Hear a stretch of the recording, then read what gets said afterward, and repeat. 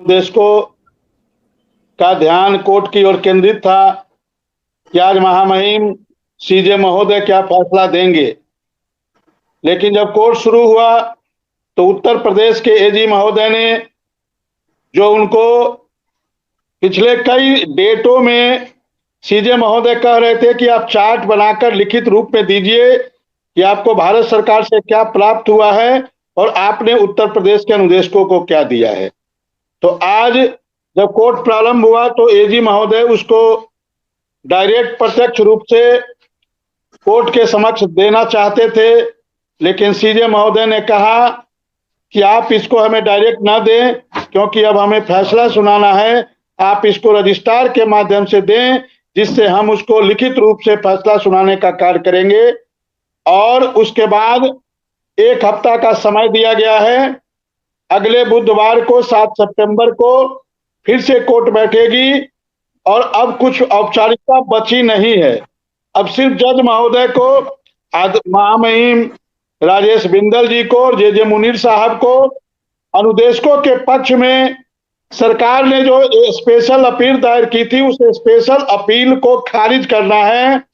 और single bench का जो फैसला माननीय इलाहाबाद हाई कोर्ट का था और माननीय लखनऊ हाई कोर्ट का था, उसको कायम रखना है।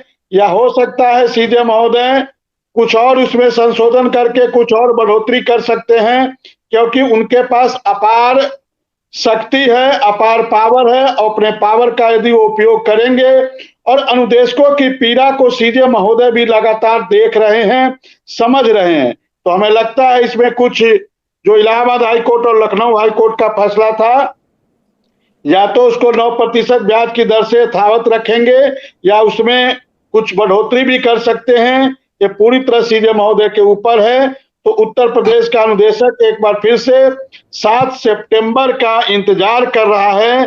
बुधवार के दिन 1 हफ्ते बाद जब कोर्ट बैठेगी तो अनुदेशकों के भाग्य का फैसला होगा। और हमें पूरा उम्मीद है कि यदि ईश्वर ने चाहा तो उस दिन जो है कोर्ट का फैसला या तो सुरक्षित हो जाएगा या उसी दिन सुना दिया जाएगा, क्योंकि अब कुछ सर बचा नहीं है और बचना चाहिए भी नहीं। क्योंकि लगातार जब से 12 मई से आपने देखा होगा, जब से एपीसी सर का आगमन हुआ है आपके माध्यम से, जब से कोर्ट रूम में हमने देखा, हमें याद है 12 मई का वो दिन जब 10 बजे कोर्ट में एपीसी सर पहुंचते हैं तो तुरंत 12 बजे की डेट समय फिक्स हो जाता है कि अनुदेशकों के केस का सुनवाई 12 बजे होगा।